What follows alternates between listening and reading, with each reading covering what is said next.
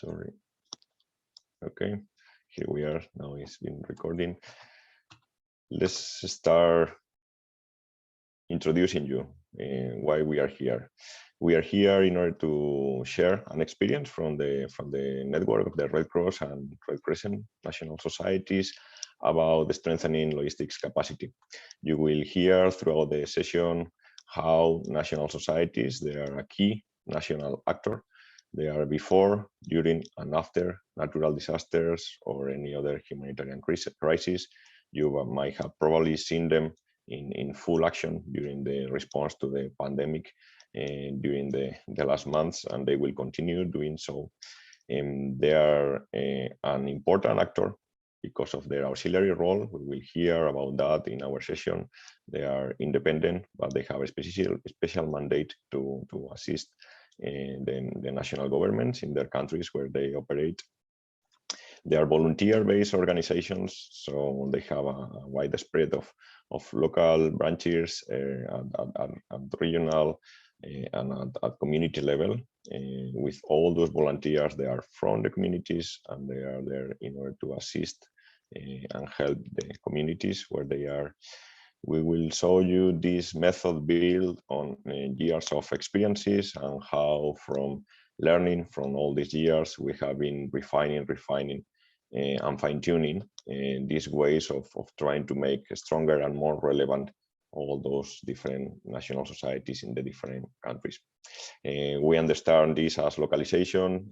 This method is a way of empowering all those Red Cross and Red Crescent in their countries to help them question some of the design attributes that they have in their logistics, how the current capacity that they have will be able to respond better in future disasters. Do they need to adjust, to get some adjustments, how to do so? And on that regards, it's important to understand that as many other humanitarian organizations, the Red Cross and the Red Crescent, they are not logistic companies, but we will hear from some of the experiences, especially from the Philippines. Our colleague How will explain us how through their own experience from disaster they have been learning how important is the logistics and supply chain function.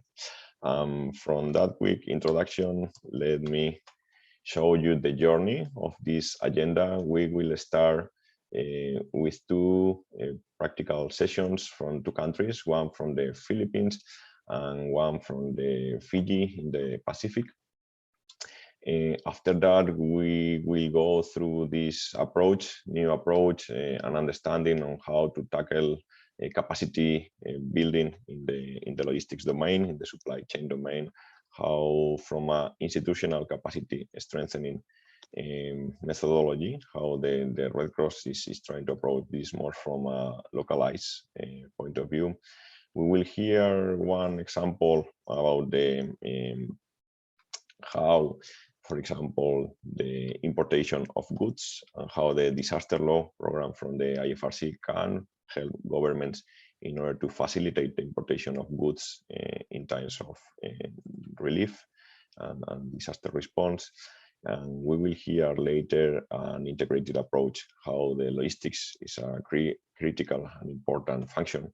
But the Red Cross and Red Crescent national societies, they have many other functions, and how it's important to understand which is the importance of building all these different functions to have a strong organization, and how treating logistics in isolation, from our experience, we have seen that is not very effective.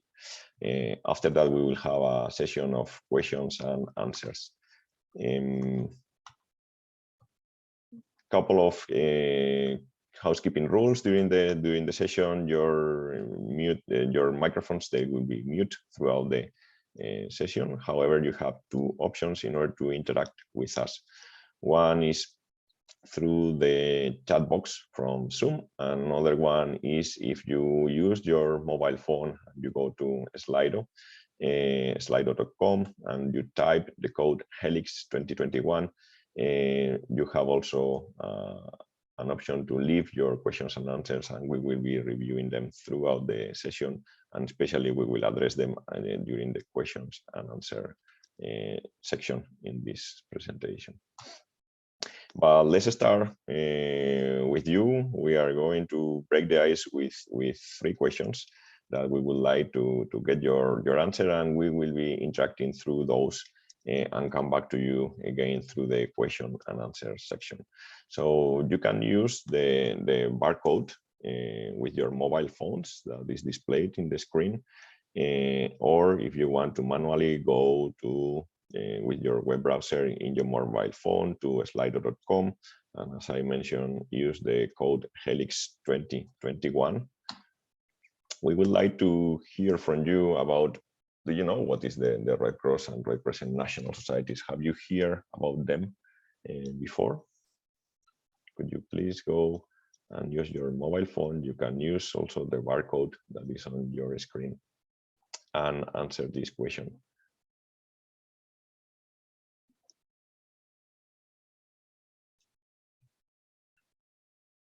Okay, Mr. Juan, you can also share the link. You can type the link to the quiz in the chat box. Make sure it's addressed to everyone. Make sure it's addressed to everyone if you want. Thank you.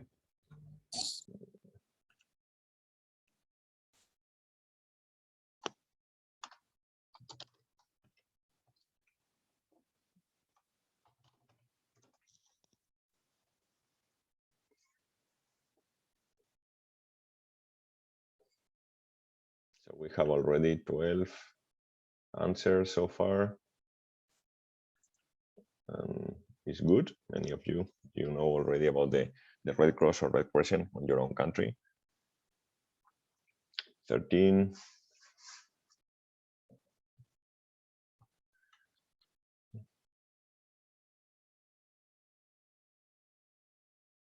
Okay, let's go for the second question. Thank you so much so far for the interaction.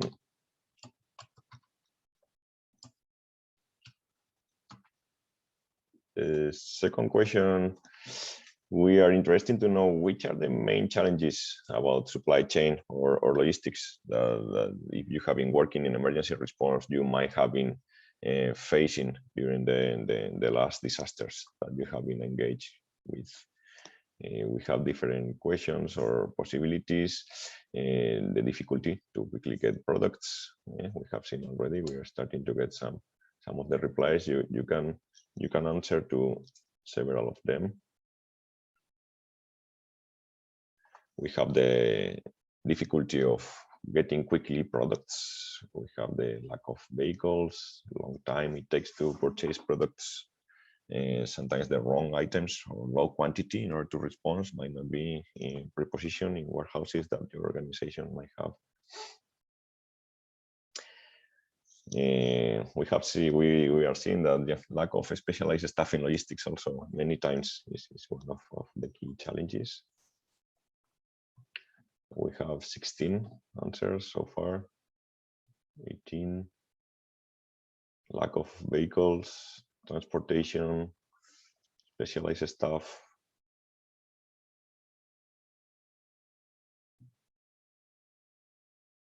Procurement also comes in third time,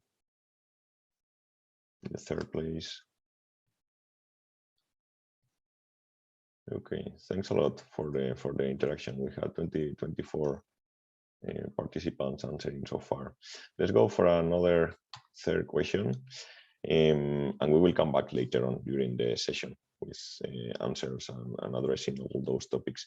The third question for you will be, do you think disasters are governed by laws and rules?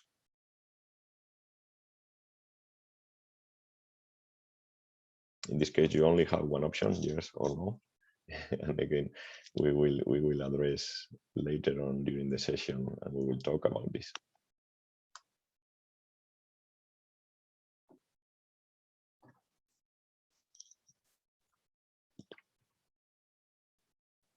Okay, we have 20 participants so far. Without taking more time from the presenters, we are going to enjoy. Also, let me remind you that you can also use in Slido in your mobile phone in the section questions and answers. If you want to type questions, they will be appear here on the screen. I will be displaying later throughout the session, or if you want to use the chat box from Zoom, feel free to leave your questions throughout the session today. With that said, quickly to show you that in ASEAN, out of the 10 countries, we have a Red Cross or a Red Crescent National Society in each of all those 10 countries, in the same way that we are doing across the globe. Most of the countries in the world, they have a Red Cross or Red Crescent. And as I mentioned already, they are a critical actor with volunteers at community level. So from that experience, let me then go ahead and start with, as I mentioned to you in this journey, we will start with 2 practical experiences.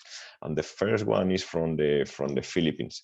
So let me pass the floor and introduce you to Catherine Larracas. She works in the Philippine Red Cross as the manager for planning, monitoring, and evaluation and reporting.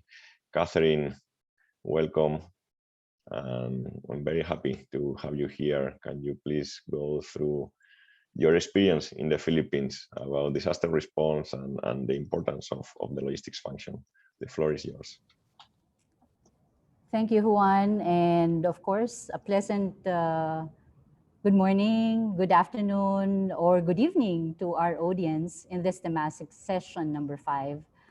And earlier, we had a little exercise on asking you about the challenges we face on logistics during emergency response. And I see really very interesting responses. If I may just share with you, the top 3 are basically specialized staff on logistics as an issue. The second is on vehicle for transportation, and the third is on the procurement of our needs, of the affected population. I think those are really quite interesting points, and you're not alone in those dilemmas. We face that in country, I mean, particularly in the Philippines too. Therefore, we realize that the value of logistics is often understated, mainly because we focus more on the humanitarian goods and services and not so much on the supply chain. Well, for the Philippines, as you can see on your screen, we contribute to making the ASEAN region highly vulnerable to disasters. One of the hard lessons that we have learned so far in our experience is on the sequential crisis we had, more specifically on the 7.2 magnitude earthquake we experienced in the Central Visayas in 2013 of October. And this was followed barely after 2 months with another disaster, which is Typhoon Haiyan of the same year. Now, the latter was tagged as the most destructive typhoon globally. And it took around 6,300 lives. Many people were missing, and an estimated damage amounting to around 2.6 billion US dollars. You know, during that time, speaking of 2013, there was really an exodus of humanitarian actors and resources in country. Then it seems it's not enough. In May 2017, a 5-month-long crisis affecting us in the Mindanao region, where there was a clash between the government and the militant groups in the Mindanao region of the Philippines, which led to around 360,000 people internally displaced in the country. And overall, we have an armed conflict that resulted in the mass displacement of civilians, the widespread destruction of civilian infrastructure, and the loss of civilian lives. Needless to say, in those years, in between those years, we faced numerous disasters annually. This compounded crisis placed a greater weight on our logistics capability. Thus, successive post-evaluations were completed in 2017 and 2018, as you can see in our timeline. The former was a final evaluation of Typhoon Haiyan operations. It revealed really the need to scale up our procurement and logistics management protocols, while the latter was the preparedness for effective response, or the PER, operational assessment that was conducted during Typhoon Tembin in 2018. And this was led by the IFRC team. And it only reinforced earlier findings on our logistics capacity, and even more so on other areas that we really need to improve as an organization. Now in slide 2, you can see that the outcomes manifested in the 2018 PER operational assessment resulted in a call for all the department heads within the Philippine Red Cross to convene. And I remember we need to agree on which of the long list of high priority that you can see, and a lot more that I didn't even add into the screen or the PowerPoint presentation, we really need to quickly address to enable us to become a stronger national society. The results revealed that logistics was a core area of concern, along with volunteer management. We had concerns about resource mobilization and enhancement of our DMS policies. It made us even realize that PR was not just a tool for assessment, but it enabled our organization to see the value of logistics. In slide 3, if we reflect on the gains of PER, firstly, it really reinforced the need to improve logistics in terms of our capacity. And interestingly, the participatory approach that we have utilized on PER created a better ownership on motivating changes in our organization. We felt we are in the driver's seat of transformation. And then secondly, it enabled our organization to employ a structured way of prioritizing areas needing support.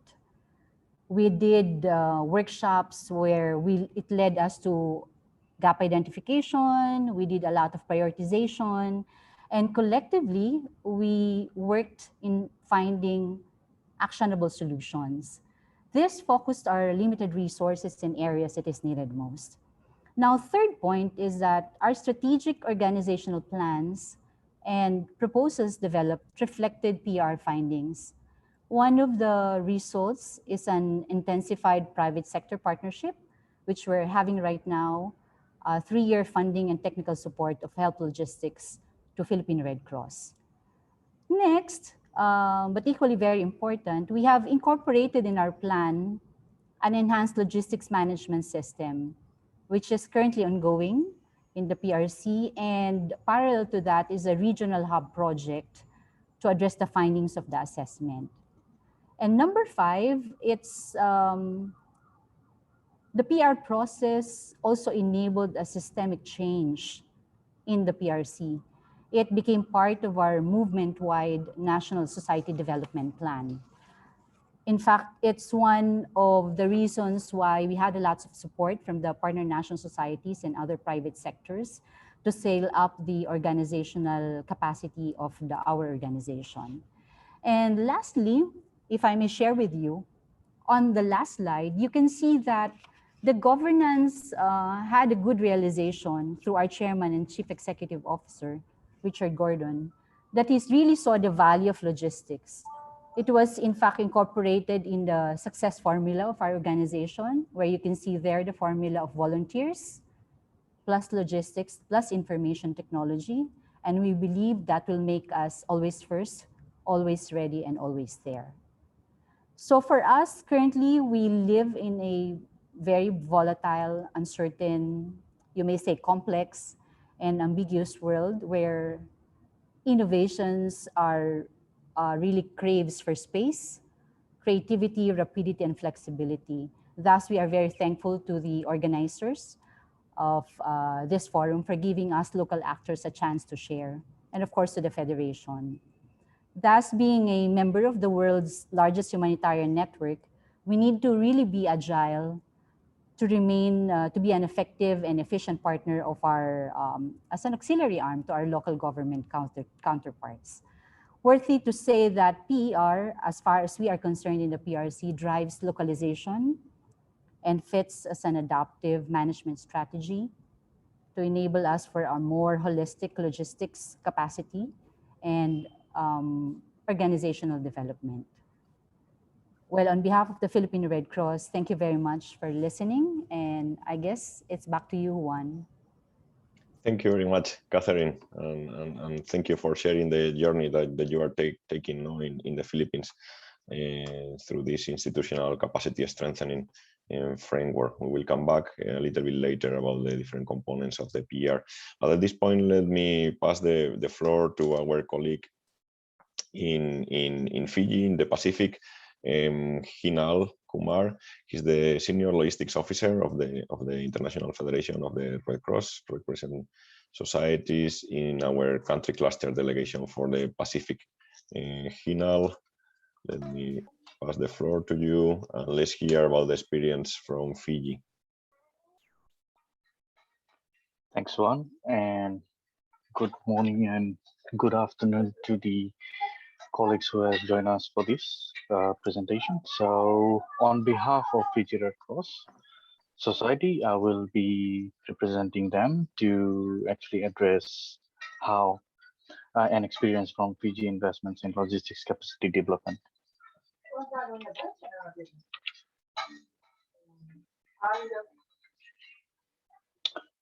Okay, so moving ahead, looking at how Fiji Red Cross starts with these like areas of investment in logistics capacity development. So Fiji Red Cross has been investing in improving its logistics in 4 different areas, as you can see in operation support, analyzing and planning, and in its policy strategy and standards. And lastly, coordination. So looking at the first one, which is the operation support, Fiji Red Cross is working on aligning and improving finance and logistics procedures and is in its strategic warehousing, as well as reviewing its in-kind donation practices policy. In improving analysis and planning, efforts have been made to pre-position relief items and warehousing set up based on country risk analysis that is done in the resilience program, previous cyclone paths and transport routes, scenario planning, pro forma response plans developed, and Fiji Red Cross is able to access draft funds for early action of moving stocks to likely impacted areas before impact. Use the imminent draft used in this December for TCYASA got funds ahead of the disaster. SOPs in development for logistics processes for stocktake and approved expedite procurement process for emergencies. Fiji Red Cross is also investing in policy strategy and standards where DRM law work by collecting experiences of what is working and the challenges of getting relief into the country to advocate for exemptions and awareness of relevant legislations, etc. Also improving the quality and accountability after each operation, reviewing the reliance and quality of the relief items to beneficiaries and making revisions needed for pre-positioning of next season. And Fiji Red Cross is, of course, coordinating closely with NDMO and national actors in logistics bottlenecks and operations, and also with the private sector in setting up framework agreements or speedy procurement processes. IFRC supports Fiji Red Cross in all of these areas of logs, finance, disaster management, and disaster law.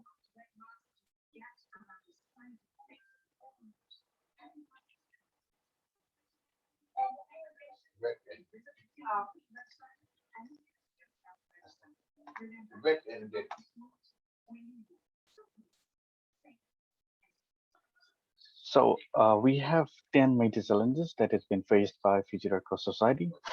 First one is reducing transportation cost. So I believe this is not only where Fiji Red Cross is facing this challenge, but transport is a major challenge in all countries. Fiji is also part of it. Monitoring of current vehicle usages and fuel management and vehicle maintenance, it is quite a challenge, but they're addressing to this and looking at how they can minimize all this. And also there is some other challenges in terms of other islands vessel transactions. So that is much costly, where we collaborate with the partners to see that how we can strengthen things.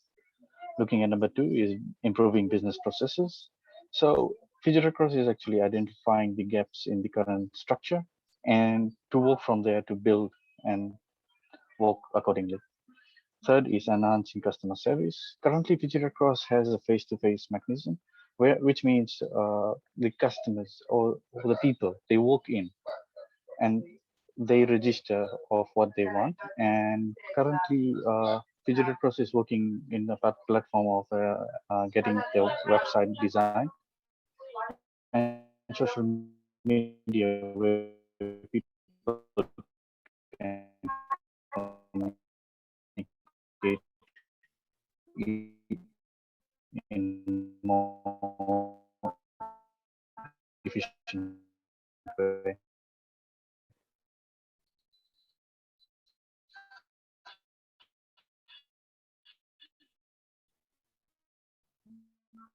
point number 4 and point number 5, we're looking at this so that they can strengthen things, SOPs to develop and move forward. Looking at impact of the economy, currently we have a major challenge, which is COVID restrictions, which is not allowing or permitting in getting certain projects completed, whereas through these lockdowns, most of the business are affected as well. Second is the driver shortage. Drivers, they play a major role, but in terms of disaster, they are mostly busy in the operation, and then there's no one left to actually assist in the main sector, which is the headquarters. Looking at 8, which is government regulations. This is where the major challenge we have also, where the duty and taxes are applied to the selective NFIs that are imported. But the question that we have is that we are not retailing these goods because these are humanitarian goods, but to assist the nation in time of response to disaster. However, Fiji Red Cross is closely working with Fiji NDMO to draft proposals that is to address that it can be addressed to the ministry for vetting and approving waiver for Fiji Red Cross goods, which are humanitarian goods. Looking at 9 is sustainability. This is where we're looking at business continuity when in times of disaster preparedness and activation. And lastly is technology. Technology is enhancing every day. So in these sectors, for better medium of communication and working towards achieving better result oriented, we need to be upgrading the technologies. So we are working closely to all these challenges and working closely with the IFRC team in Fiji to develop methodology solutions to strengthen these challenges and achieving Fiji Red Cross goals. Thank you. Thank you, Hinal. Thank you very much for sharing these experiences from the Fiji Red Cross. You have been mentioning about the governmental agency in Fiji, the National Disaster Management Office. So let me pass the floor to Mr. Sunai Ratulevu, which is the principal policy officer at the Fiji National Disaster Management Office, and let's hear from the governmental agency. Yeah, thank you very much, Juan. Good afternoon, colleagues. I will not go into detail in the support provided by Fiji Red Cross to the Fiji NDMO in terms of logistics. Hinal has covered this very well in his presentation. But I can confidently confirm that we value and fully appreciate the logistics support from Fiji Red Cross, as it greatly strengthens the capacity of the Fiji NDMO to provide urgent assistance to the communities most in need after disasters, especially in rural remote areas through the FRC preposition stocks.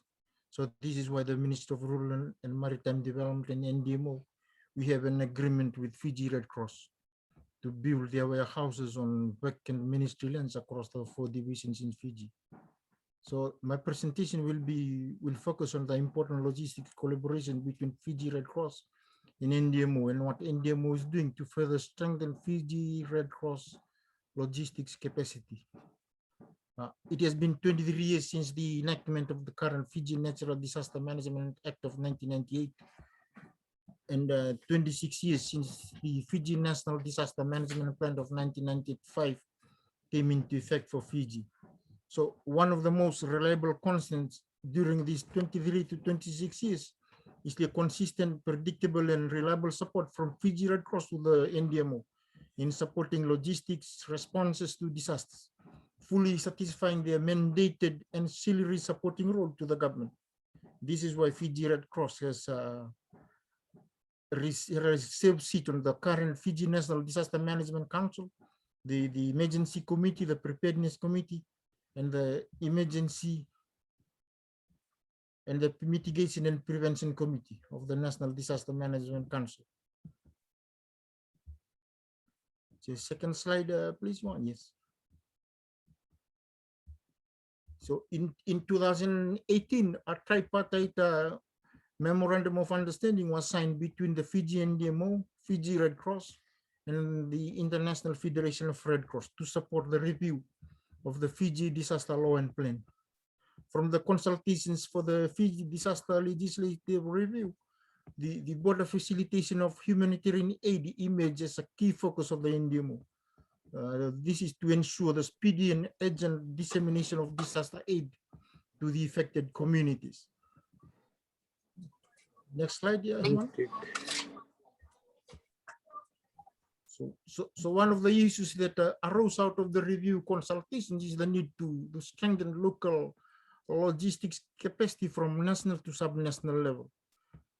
This includes the creation and strengthening of disaster risk management committees at all levels down to the community to inform the necessary logistics needs. The Fiji NDMO understands the strong representation of the Fiji Red Cross coordination mechanism at the sub-national level, right down to the communities. So again, a seat is reserved in all these committees for Fiji Red Cross. And we know that the strong Fiji Red Cross logistics capacity will add value to the emergency preparedness and response of these committees. So part of the strengthening of the logistics capacity at sub-national level includes the formulation of a logistics manual, of which Fiji Red Cross is also a part of. Next slide, Juan. So as mentioned before, the border facilitation of humanitarian aid has emerged as one of the key focus of the NDMO to ensure the speedy and urgent dissemination of disaster aid to the affected communities. So this is only achievable through a partnership approach, not only with the government organizations, but also with trusted humanitarian organizations, including the Red Cross national societies. So the discussions with Fiji Red Cross has brought to light the issues their logistics team sometimes face in clearing their consignments, as well as issues with the pre-positioned stock. And the government is trying to figure out a way in how best we can assist the Fiji Red Cross with this. The photo before you are the first Fiji Frontline Agencies workshop for the expedited border facilitation of humanitarian aid, which was held from 14 to 18 December last year. This was attended by the pivotal organizations, the Ministry of Foreign Affairs, the Fiji Revenue and Customs Service, the Fiji Immigration Department, the Biosecurity Authority of Fiji, the Fiji Airports Fiji Limited, the Civil Aviation Authority, the Fiji Ports Corporation, and the Fiji Ports Terminal Limited. The workshop was also used as a platform for Fiji Red Cross to communicate and also network with the government officials to advocate support for facilitating FRC's aid consignment pre, during, and also post-disaster. So one of the key outcomes of this workshop was a draft terms of reference, setting out the roles of the different border agencies in expedited clearance of aid consignments, as well as looking at exploring a border agency humanitarian aid facilitation working group. So with a seat at the table reserved for Fiji Red Cross. So the Fiji NDMO is a fair experience of Fiji Red Cross proven predictability, consistency, and reliable support to government in responding to many disasters. So it is unquestionable that a strong national society logistics capacity will further strengthen the government's capacity to respond to the needs of disaster-affected communities urgently and effectively. Thank you.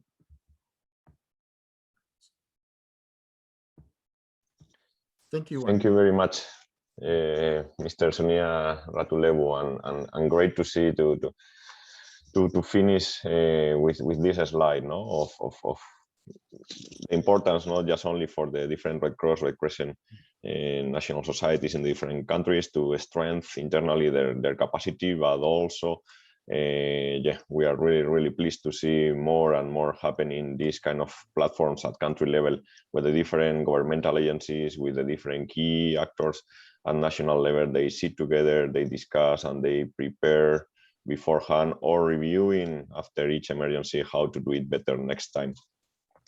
Thank you so much for these two experiences from the Philippines and from Fiji. Now I'm going to pass the floor to my colleague Riku Assamaki.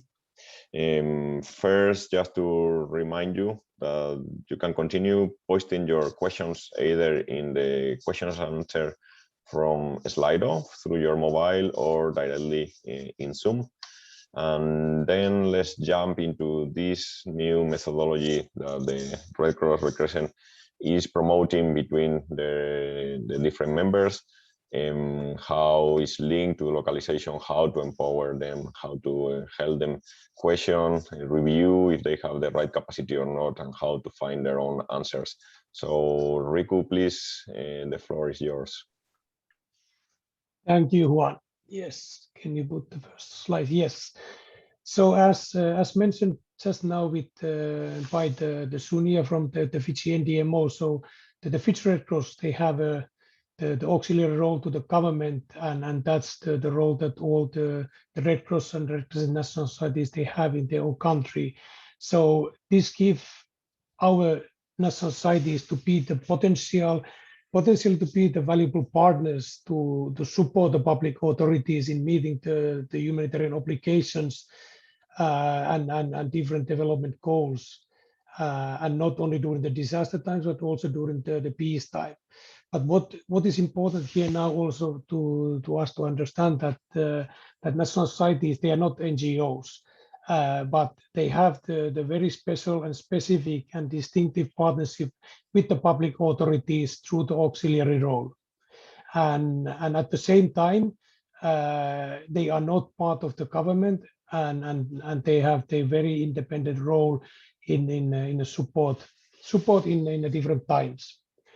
Our national societies, they are there to complement the humanitarian activities of the governments and the public departments, and they have especially the important role in establishing the community-based functions in the different areas like health, disaster management, etc., etc. And that's where it can be the valuable support to the governments during the emergencies, and basically the times that when the governments are basically facing the difficult times, and the normal kind of coping mechanisms are kind of overdue and reach out.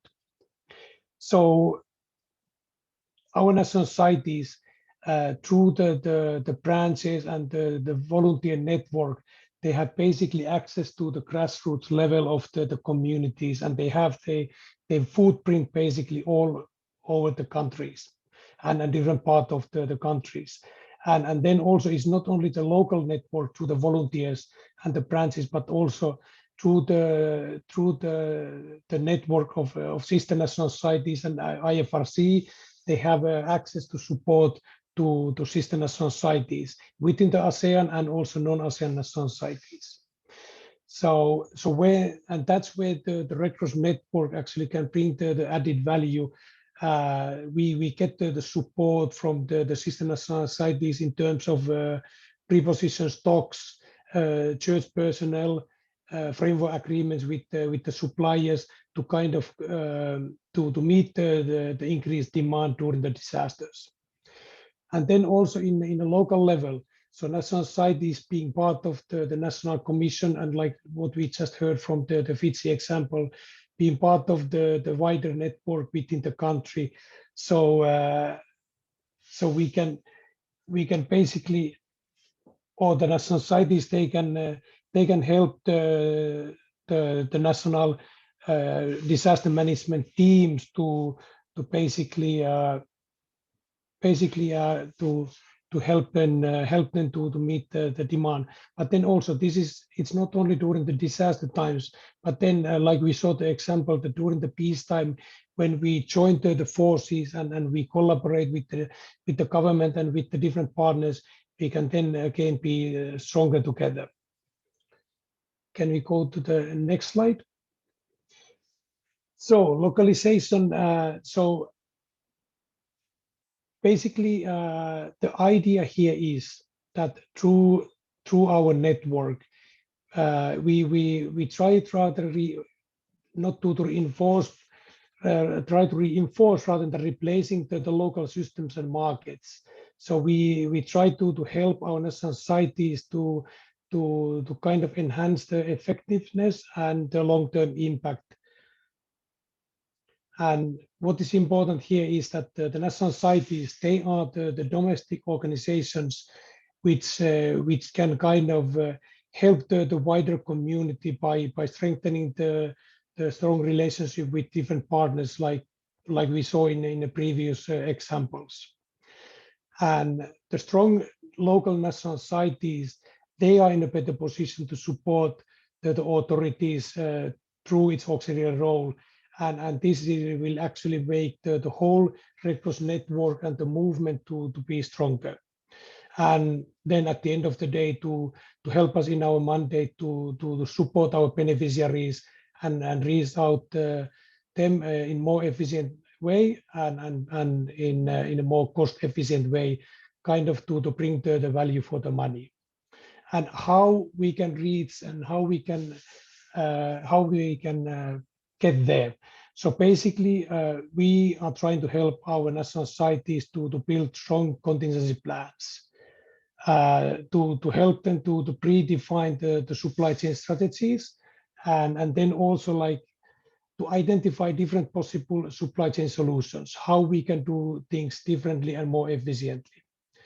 We can help them to look into the current setups and see where they are now and what could be done differently.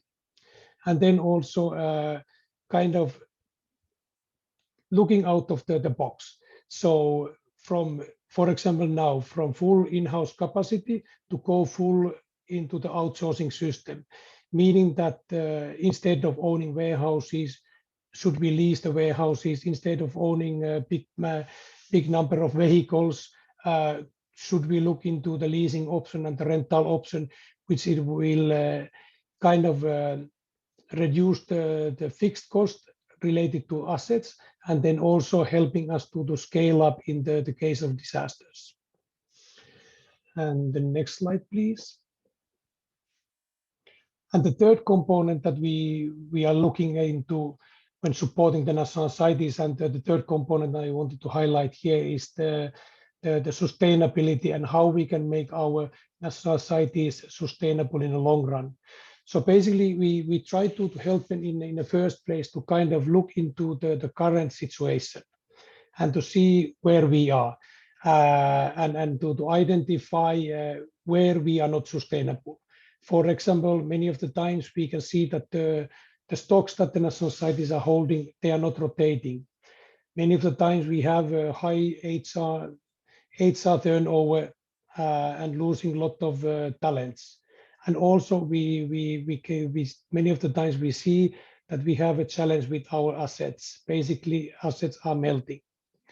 So when we have identified the bottlenecks, then we need to be able to state the issues. And in principle, how we are looking into the challenges is to see after the development program that things are continuing and see the long-term impact, and that when the development program finished, the progress within the national society keeps continues. And so we try to see how to put the different puzzles together. So finding the tailor-made logistic solutions to the respective national societies, because at the end of the day, different national societies in a different part of the areas, they have a different needs. So we try to aim that our national societies, that they have an adequate and sustainable logistic capacities and resources to support its mandate to the government. And what is important to note here, and this actually links to a previous discussion by the colleague from the Philippine Red Cross, that actually logistics is only one part of the bigger picture, where we are actually supporting the programs and the support to the beneficiaries. And then again, so we need to collaborate very strongly with the different program components, with the support services, within the national society, but then at the same time with our partners and at the humanitarian organizations and our own government. And this is something where my colleague Carla will be discussing at the end of this presentation a little bit more how we are linking with this PR approach. The next slide, the last one, please. So how we are doing it. So the National Society Logistics Development Program that IFRC is coordinating and running in support to the national societies. So our role is to advise. Our role is to help our national societies to see out of the box and kind of to help them to consider alternative possible logistic solutions to make a difference and how to be more efficient. To help them to kind of analyze the current situation, and then again, like when they move forward, to kind of continue the analysis and try to improve the systems while we are moving on. And then how we have seen it through the new approach, it is recognized and respected that the primary responsibility for the national society development is within the senior management. When we get the senior management support and guidance from them, then our national societies, the technical people are able to make the difference. But then at the same time, we need to understand, and like it was discussed earlier, that the national societies, they are different. They have different needs, and then again, some of them, they need a bigger program now. Another one, maybe they need to go in the baby steps now, and then in a later stage, they can be part of the wider national society logistic development program. But to also to see together with the national societies that what are the current needs and how we can help them to maximize the development initiatives. And then again, logistics is not there alone. So we are part of the broader IFRC approach to help our national societies to build up the institutional capacity and help them in this process. So I think we move on to the next one. Thank you. Thanks a lot. Let me remind you again that you have the option, and we can see here how we are getting feedback through the Slido, so you can use in your mobile phone. Also, you can continue placing questions and answers in the chat box through Zoom. At this point, let me introduce you to Pauline Caspellan. She's the IFRC Disaster Law Advisor for Southeast Asia. She's based in the Philippines. And it will be great, Pauline, if maybe you can explain us a little bit what is IDRL. We have here already before today, and how the IFRC is supporting governments. Yours is one of the specific programs in the IFRC that through our national society is targeting how to better support governments in preparing for disasters. So the floor is yours. Thank you, Pauline. Thanks, Juan. Sure, I'll be happy to share something about IDRL. In fact, that is the main topic that I have for today. IDRL and ASEAN regulatory framework to facilitate the importation of relief assistance. So remember, there was a question beforehand that was posted, and it is, do you think disasters are governed by laws or rules? So 83% said yes, and 70% said no. Since I only have 10 minutes, the short answer is yes. there are laws and rules. Disasters may signify chaos and disorder, but it doesn't mean that governments cannot prepare their laws and procedures to deal with them effectively even before they arise. This is part of what we call legal preparedness. And to support this finding, IFRC and other research have shown that a lack of legal preparedness seriously hampers international relief. We have seen some significant barriers to the initiation of international assistance when governments lack legal preparedness. Some examples of these are problems around the rapid issuance of visas for humanitarian personnel, challenges around expediting customs clearance for relief goods and equipment, and in some cases, approvals for the use of radios and specialized telecoms equipment to be used by humanitarians on the ground. We've also seen some significant gaps in the oversight of donations, leading to the delivery of inappropriate items, which I think one of the questions in the slide concerns this. Some other gaps include ignoring minimum humanitarian standards and poor coordination between humanitarian and government actors. The bottom line is that without legal preparedness, aid would be slower, more expensive, less effective, and sometimes counterproductive to relief and even recovery operations as a whole. This does not mean, however, that we lack good practices and legal preparedness for international relief. On the contrary, large-scale and frequent disasters, specifically here in the ASEAN region, have pushed governments and humanitarian actors to improve their domestic laws dealing with international humanitarian assistance. However, while much of these improvements are present in the national or in the domestic legal regime, the world still lacks a comprehensive international instrument that guides international humanitarian assistance flows.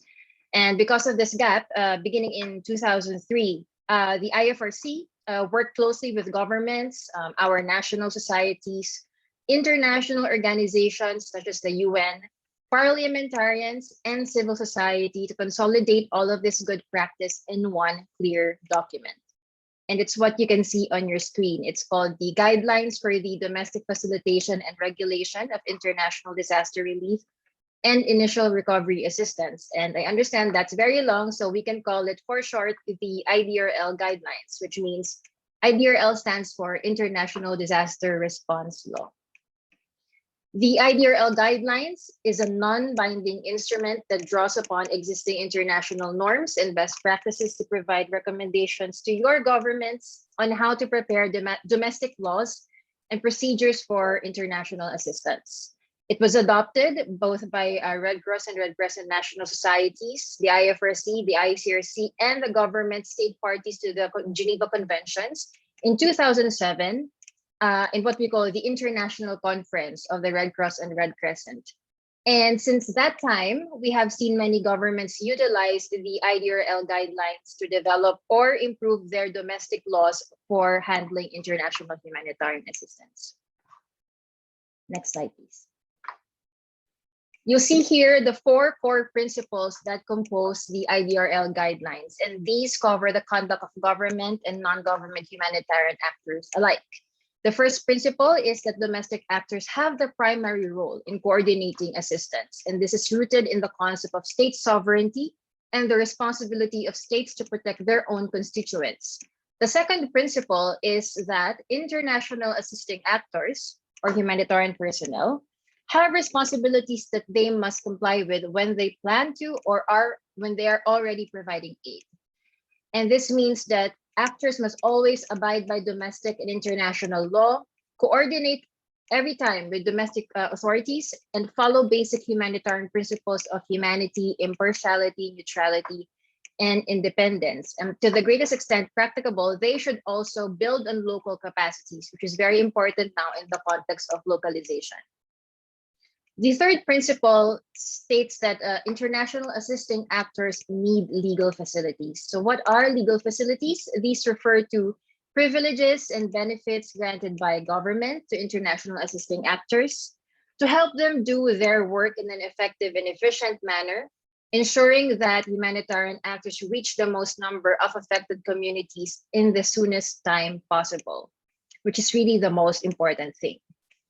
And some examples of these facilities are the waiver of or expedited visa processing for incoming international assisting actors, exemptions from movement control restrictions like curfew or stay-at-home orders, especially during COVID-19, customs clearance priority for incoming or outgoing relief goods, tax exemptions, and provisional recognition of professional licenses, for example, those of emergency medical teams. Lastly, the IDRL guidelines recommends that some of these legal facilities should be made conditional in the sense that they should only be granted to international assisting actors who are able to abide by domestic laws at all times and who have a proven track record of following relevant international humanitarian standards. In sum, the IDRL guidelines is important for government and humanitarian actors in the following ways. First, for governments, it helps to clearly set out the procedures, roles, and responsibilities to coordinate international humanitarian assistance. Second, it effectively controls the type and amount of incoming assistance that the government knows the people needs. And third, it reasonably regulates the actions of international actors on the ground. And for international assisting actors, the IDRL guidelines is important because it facilitates their response operations by giving them speedy and safe access to disaster-affected areas. It provides them with the necessary legal facilities to operate in the country so that they can ensure a rapid and effective response, and even in times of early recovery operations. So the good news is that here in ASEAN, as mentioned, there are already a lot of good IDRL practices and significant commitments at the regional level, for most of which is the ADMIR, or the ASEAN Agreement on Disaster Management and Emergency Response. ADMIR is the first regionally legally binding agreement. I'm sure most of you know that already. So it's the first regional legally binding agreement to comprehensively address disaster management, including regional level humanitarian assistance. And its main objective is for ASEAN member states to jointly respond to disasters and emergencies through concerted national efforts in the platform of regional and international cooperation. And in relation to what we're discussing now, the ADMIR actually calls for ASEAN governments to take legislative measures to implement the ADMIR, including some very important IDRL provisions. And one of that is to provide assisting states with exemptions from taxation, duties, and other charges of a similar nature, and facilitate the entry and stay of personnel and equipment. The ADMIR is also the basis of two important operational guidelines, the SASOP and the AJDRP, which we can discuss through Q&A later on if you are interested to know more about these protocols. But basically, to leverage on this, in 2018, the IFRC and ASEAN worked together to conduct the ADMIR Disaster Law Mapping Initiative, which sought to conduct a scoping and analysis of how ASEAN member states have institutionalized these ADMIR provisions in their national laws. And we found that while most ASEAN member states do not specifically cite ADMIR in their domestic laws, it was found that most of them do practice its principles and provisions, especially those in the SASOP and the ASEAN Joint Disaster Response Plan. In the long run, our goal is to support member states to have these ADMIR provisions fully institutionalized in their domestic laws. Next slide, please. And I would also like to show you that at the national level, we can clearly see the benefits of IDRL, especially during the COVID-19 pandemic response. A good example of this is in the Philippines, where the government provided legal facilities for the Philippine Red Cross to support its COVID-19 initiatives. Apart from the legal charter of the Philippine Red Cross, which is it's in the form of a law, the auxiliary role and some legal facilities were also granted to it through the two COVID-19 laws that were passed to address COVID-19. So the first one was the law that declared a state of national emergency, and the second one is the super economic stimulus law. And because of the recognition of PRC in these laws as auxiliary to the government, or more specifically as a primary humanitarian agency, that is auxiliary to government in giving aid to the people, subject to reimbursement in the distribution of goods and services incidental in the fight against COVID-19. This allowed Philippine Red Cross to have faster logistics processes for their importation of testing kits and other medical equipment. And it also allowed PRC staff and volunteers to have a wider freedom of movement to set up field hospitals and also to provide the usual relief assistance in times of disasters, even while the pandemic was going on. And the last slide that I have here, you can see in pictures the activities of the Philippine Red Cross. So because of this support, because of the legal facilities and the logistics work of its staff and volunteers, PRC was able to construct its first molecular laboratory for COVID-19 testing in just 14 days. And after a month, within a month after the COVID-19 was declared a global pandemic. So noting that most of these materials were also needed to be imported from abroad. In January 2021, PRC set up the first ever RT-PCR saliva testing facility in the country, making testing more available and accessible. And to sum it up, currently PRC accounts for 24% of the country's nationwide COVID-19 testing output. So to summarize my presentation and going back to your question at the start of whether there are laws and rules that govern disasters, obviously there are. Here we can clearly see how beneficial it is for both the government and humanitarian actors to adopt and follow the principles and guidelines in IDRL. And we have seen how the ASEAN region itself gives a good example of regional IDRL mechanisms through the ADMIR and its protocols. And lastly, we have seen at the national level that in the Philippines, the legal facilities granted to the Philippine Red Cross have allowed it to provide tremendous assistance to people during COVID-19. And with that, I thank you and I close my presentation. Thank you, Pauline. Thank you for bringing a little bit of light on what was the IDRL, and especially also finishing with this concrete example from the Philippines, you know, and how the Philippine Red Cross, they have been auxiliary to the Ministry of Health during the pandemic. Let's move to the kind of the umbrella of this integrated approach for institutional capacity strengthening. Pauline has been telling us about how the laws, they can facilitate the importation of goods. This might happen usually in the big disaster, the big scale disasters, but many countries and the national societies, the Red Cross and Red Crescents, they are active in the small and medium disasters when there is no need for international disaster, but still there is need to help those Red Cross and Red Crescent think and review and strengthen their capacity. So Carla, let me pass the floor to you. Carla is the IFRC Disaster Risk Management Coordinator in the Pacific. However, she has a very wide experience in many other different regions, Asia included. So Carla, the floor is yours. Thanks, Juan. So you'll have heard many of the speakers talk about our need to improve our capacity and to be fast, cost efficient, relevant. So from experiences over the past decade or so, the Red Cross has come up with this current approach of preparedness for effective response to act as a comprehensive way to continually assess and improve an organization's ability to respond to disasters. And so, of course, this is important because the external landscape of our work continues to change, and we also have to be looking internally around how do our systems function and how are we delivering those services. So that's the intent of PER. The next slide just highlights the additional challenge that any change in the humanitarian sector is quite complex.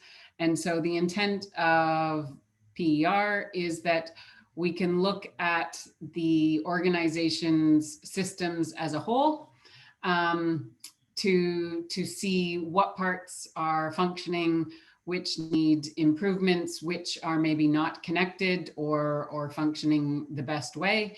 And then also it provides benchmarks around how to make those changes over the long term, which was something that Riku had mentioned, that this needs to be a long-term initiative, not just short-term thinking. So the next slide speaks about the PER approach in general. So the first one, Catherine did a great job of explaining how Philippines Red Cross had gone through the assessment, analysis, prioritization, and work development process of PER. She also highlighted some of the successes that Philippines Red Cross had, which is really great to hear because the goal of using PER has sort of four main elements. One is to increase overall investment in local response capacities through using an evidence-based approach, to support the leadership to manage those change processes over the long term, which she spoke about with the political will, to enhance coordination at all levels. So it's mostly focused on the national, but it does include the branches or the division levels. So it's looking at the organization as a whole. And also, and what I think is one of the most important, is to start to institutionalize a learning culture. So it is, there is an assessment component, but is just as much about starting to talk the same language and everybody understand where they fit in the overall structure. So in the short term, PER is also intending to empower people to be more creative and innovative in identifying bottlenecks and solutions to those, to gather perspectives and examples of how things are functioning, and to not only identify areas to improve, but good practices that should be replicated. So there may be good practices in one department that just haven't been shared widely across the organization. So the intent is also to look for what's working well and what are some of the best practices to share with other organizations. And then of course to translate it into a work plan. So this is sometimes where all of our operational assessments have fallen down in the past, is most of the time there's after actions done, but having that translate into the existing planning processes of the organization or get coordinated with other departmental working plans is often a weakness. So it's translating that into one comprehensive plan for the organization. It's also measuring change over time. And so I'll go a little bit into how that's done, but this is also a good way to show progress, to create motivation and momentum, and to actually document all of that investment you're making, to see over the long term that it is improving things. And to also decrease duplication. So often there's multiple planning processes, multiple assessments, and the intent is to use PER to capture all of the other information that may exist. And so this is where it can work with the logistics capacity assessments and with disaster law initiatives and all of the other departmental processes and information that might be available to bring that into one broader process. So the next slide is just what the PER looks like. So there is 5 areas which should look familiar. Hinal had presented on some of the work Fiji Red Cross is doing in some of these areas. And then within those 5 areas, there's 37 components. So I'll go through each area very quickly, but you can just have a look to see what types of systems and functions are included in these different areas. So next slide. The first one is the policy, strategy and standards. And so this is where the disaster law fits. This is essentially what exists so the National Society can function and be recognized to do its mandate. The second area, so the next slide, highlights the analysis and planning that needs to be done for an organization to respond. So Hinal highlighted the hazard risk analysis and how that needs to inform the pre-positioning. We also have business continuity, which has been a major one in the recent past year with COVID, and SOPs. So that's another big one around not only having the SOPs, but making sure they're interdepartmental and that the ones at headquarters also make sense with the ones at the branches. The next area is operations capacity. Yeah, good. So this is speaking a bit about the early action, so what can be done ahead of time, and the different key functions that an organization needs to have to actually deliver those services in an emergency. So EOC is here, information management. The next slide is focused on coordination. So this has been highlighted by both previous presenters on the coordination with authorities, NGOs, private sector, and also, of course, for the Red Cross, the community level responders, which are key. And then the last area is on operations support. So there's a full component here that's speaking just to logistics, but of course it relates to all of the other components. So the next slide, I just wanted to highlight what the process is. So the mechanism that I just explained is what we're looking at. This is the 5-phase process that we undergo. It's fairly straightforward. The first step is an orientation, so everybody understands what's going to happen, who are the actors, what do they want to get out of it. The assessment can be done in multiple different ways. So it is often done as an operational assessment. Like Catherine had mentioned, Philippine Red Cross did it. Fiji Red Cross is just undertaking one right now with its current Cyclone Yasa Ana response.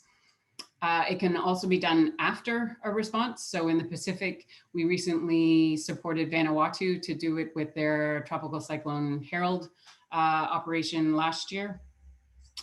And it can also be used as part of a simulation. So if you're an organization that has developed new policies or procedures, or you maybe have new management, and like I was saying, it can be used as a learning tool.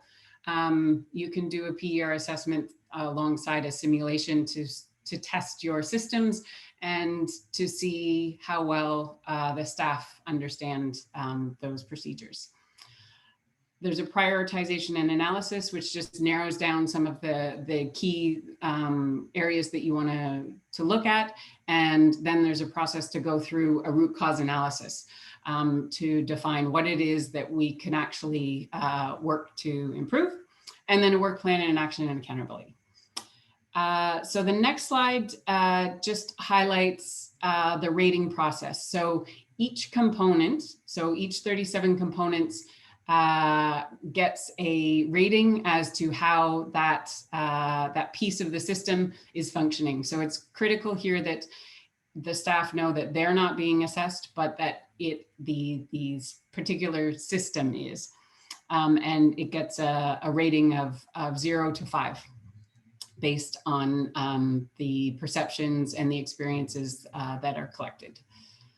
And then the last slide that I have is just the importance of this being done over time. And so because it has the rating system, we're collecting experiences like qualitative information of what worked, what didn't, but we also are giving it a numerical value. And so over time, you can see the improvements and the challenges of each of the specific systems.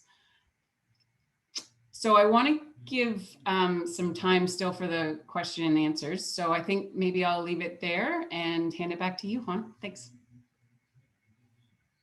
Thank you very much, Carla. And I hope the audience, they understood how these 37 components is part of a systemic thinking. It's not really to overwhelm everybody. Maybe it looks a little bit like, wow, so many different areas, but well, organizations, they are composed by all that. So the bottom line is that in the session that we had today, it's interesting for, in this case, the Red Cross, Red Crescent national societies. The stronger that they are in a country, the better that they can support their governments through their auxiliary role. And in order for them as an organization, internally as an organization, how to build capacity is important to understand that, well, first, logistics is one of the 37 components, is not the most important or the less important.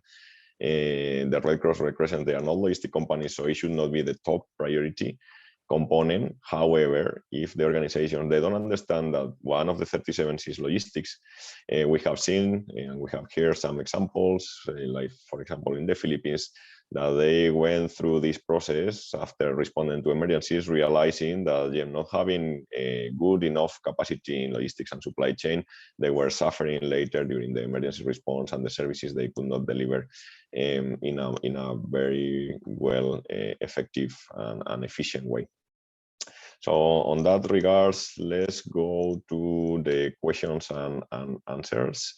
This is the area where we will review questions that you have been dropping into the chat box of Zoom, and also through the Slido. So let's start management approval and SOPs we have from Sulfikar. This is one of the components, as we have seen in the presentation from Carla, that is critical. I mean, having strong warehouses, having strong SOPs, but not having the proper standard operating procedures, it might not be very, very relevant. I don't know, Carla, if you want to add a little bit on that one. Yeah, I think it's definitely an important piece. It's, do the procedures exist? Are they known? And do they define decision-making as well between the different levels? And do they speak to then specific sectors SOPs as well? Yeah. Thank you, Carla. We have another one about, has the IFRC experienced clashes of local contexts such as government regulations or skepticism, lack of cooperation? How does the IFRC approach this issue? I don't know, Catherine, if you would like to share a little bit of experience from the Philippines.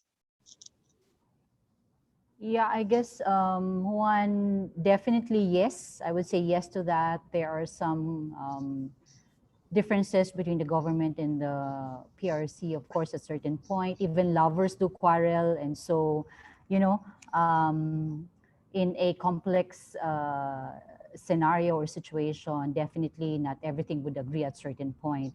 So it's very important that we really continuously advocate for the role of the Red Cross, if I may say, as an example, in working with the government authorities. You know, that's where the humanitarian diplomacy comes in, and a lot of those preparedness aspect where, and the important thing that Attorney Pauline mentioned earlier on, that we have to have all of this agreement with the government transformed into laws that would ensure access to affected population for the Red Cross when we do our emergency response.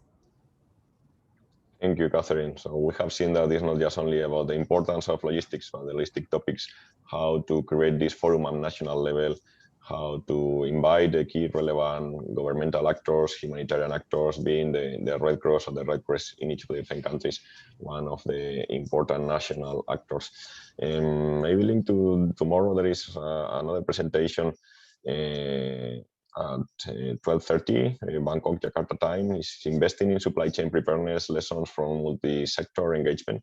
It's organized by HELiX, the Philippine Red Cross, and myself. I will participate in, and also we will hear from the logistic cluster and how the logistic cluster is trying to support governments in creating these forums of collaboration and talking each other, putting the different problems into the table and trying to find solutions all together. So let's go to the next question. Has the IFRC, sorry, not this one, this one. Another side of supply chain is what are ensuring that the incoming relief items are exactly what we need. What is the best practice from the IFRC for this? Riku, would you like to take this one? Yes, thanks, Juan. So yeah, basically how we try to ensure this, that to make sure that we are talking the same language with our national societies, and that the national society and IFRC logistics, that we are working extremely closely with the program teams and hear from them that, okay, what are the local needs, what are the the specific requirements of the relief items. Should we have something that is especially designed for the local context, having the specific specifications, or if the kind of, let's say, the preposition stocks that, for example, IFRC is holding in its regional warehouse in Kuala Lumpur, if those are fitting with the local context. So I think that the key is to have extremely close collaboration with the program teams, and also hear from obviously from the beneficiaries, and also then have a very close dialogue with the host government, and also here from their side that we ensure that the relief items, whatever we are bringing into the country, that they fit to the need. Thank you, Riku. There is another question that I think I will be passing to Catherine in the Philippines. In the middle of pandemic, how do you maintain the volunteer management? Yeah, Juan, that is a very interesting question. There are a lot of issues in maintaining volunteers during the pandemic. We faced issues in the PRC on fear of volunteers engaging in the operations. And second, I think that dilemma that we faced also during the height of the pandemic is the the parents of some of our, even the parents of some of our adult volunteers would not want them to allow to engage in the operations. And the rapid turnaround of volunteers. We have trained some people who will engage in operations, and after a couple of days or weeks, they are gone, and then we have to train again. So how did we resolve some of those? Where we're lucky in the PRC, it's because we have the entire, you may say, cycle of managing COVID. When I say cycle, we have the testing capacity. We have our newly built isolation facilities that can accommodate our volunteers and our staff if they turn out to be COVID positive. We have the emergency field hospital established through our Chairman Gordon. And what I'm saying is that at the end of it, this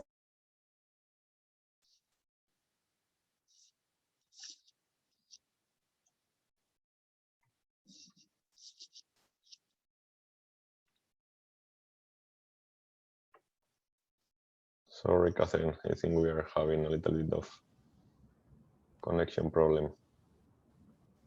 Can you hear me now? I think you're back now. Thank you. All right. What I'm saying is that all of those services that I mentioned are accessible to our volunteers, and it makes them have that kind of a confidence to engage and lessen their fear in engaging with us during the pandemic operations. And secondly, we had also some support in terms of insurance, that whatever happens, they have some fallback in terms of medical and health support in the PRC. So I guess I can share a lot of other initiatives that we did just to lessen the fear of our volunteers. But indeed, I must admit, it's really a big challenge to maintain them. Back to you, Juan. Thank you, Catherine.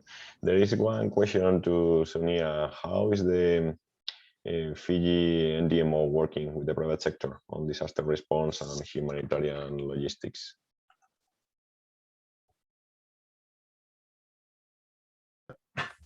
Thank you, Juan. The Fiji NDMO, we recently formed the Fiji Business Disaster Resilience Council.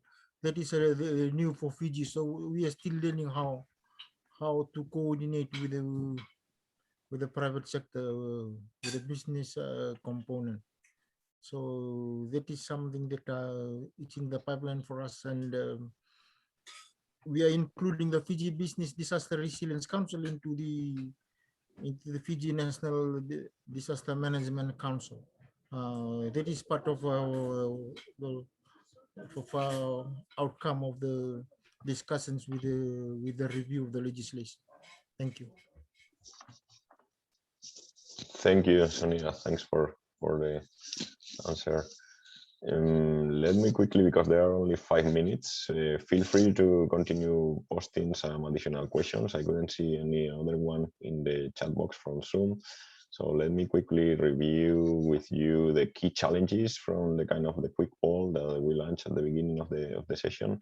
So yeah, how to get transportation to move goods from warehouses or suppliers to beneficiaries. It was rated one of the top challenges. The difficulty to quickly get products. Emergency response, it was the second one. Lack of vehicles to move staff, specialized staff in logistics. Then we have issues around procurement, long time to purchase goods, time and effort to define product specifications. I think it was linked to a previous questions that we have, how to ensure that the goods are really up to the demand or the needs from the beneficiaries. And at the bottom, we have the lack of clear procedures and the tedious and long importation process into a country. Quickly for you, I guess that, well, the video is going to be shared, but also the presentation, I guess that from AHA Center is going to be shared. So we will be leaving you additional resources for you to look at after this session, where to find additional information. Also, in any case, feel free to contact my colleague Riku in his role of regional coordinator in order to address questions, and he will be contacting the different speakers today or many other national actors, many other Red Cross or Red Crescent national societies if it is something specific for one country.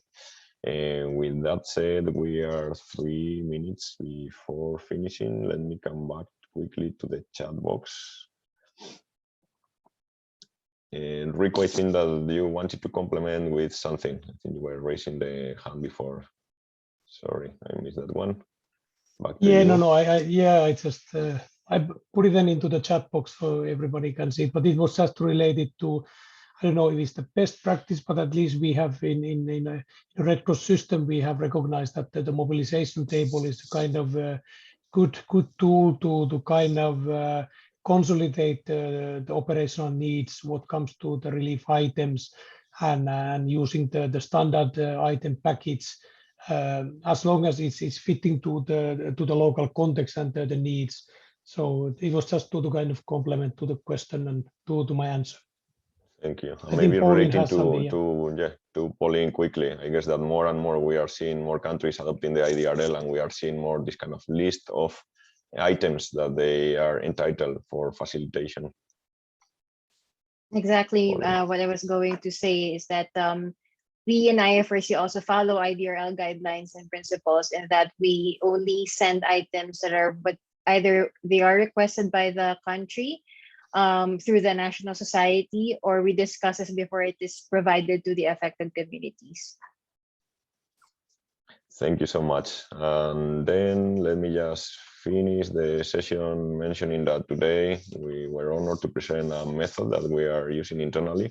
We are happy to share with other organizations, but pointing out that logistics in isolation, building logistics in isolation, we have seen from many experience from many years that this is not sustainable and not effective and not having an impact over the time, but using more systemic approach and understanding the complexity, how logistics is important within the different areas of organization, and how the other areas of the organization, the impact logistics, is the way that we are looking it through this lens of localization, allowing and empowering, in our case, the Red Cross and Red Crescent national societies, for them to make their own decisions and better prepare for future disasters. So that's it. Let me thank all the speakers. Let me thank you, all of you, for the interest in the session. And we are looking forward to engage with you individually or in another forum in future. Thanks a lot. Thank you for the audience. Thank you, everybody. Thanks, everyone. Thank you, everybody. Hello, good afternoon. I am the assisting host from AHA Center. Thank you, everyone. Thank you also the honored speakers from IFRC for your excellent talk on this session. First of all, I would like to make a few announcements. Please do not leave the room just yet. First of all, if you see in the chat, I have put in a link for for an evaluation form for the session. Please do fill it in, and your feedback will be greatly valued. Thank you in advance. Also, may I ask Mr. Juan Galvez to stop sharing the presentation, because we are about to have a photo session, short photo session with a screenshot basically. So please wait a moment. Right now, I have allowed participants to start sharing their video. So please activate your video so that we can have a photo session together.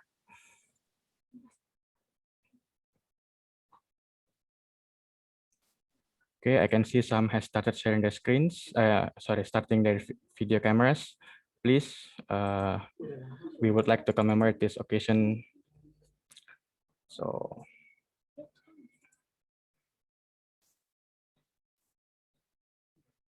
Okay, we will start with wait a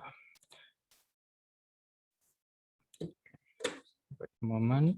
Okay, good afternoon. We will start with participants in the first page. So in the first page, 3, 2, 1, yeah.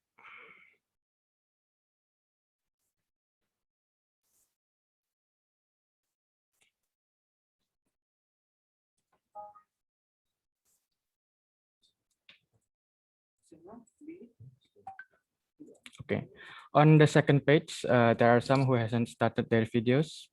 Please turn on your videos if possible. Okay, on the second page, we will start in 3, 2, 1.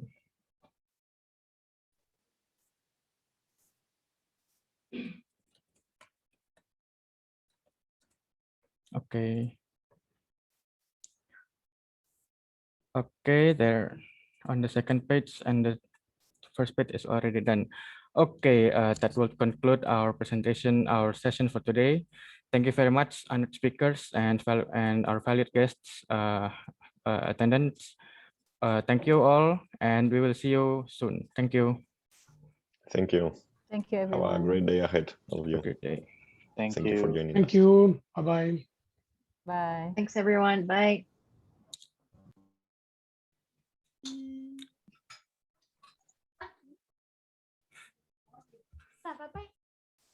So this is at the peak 60.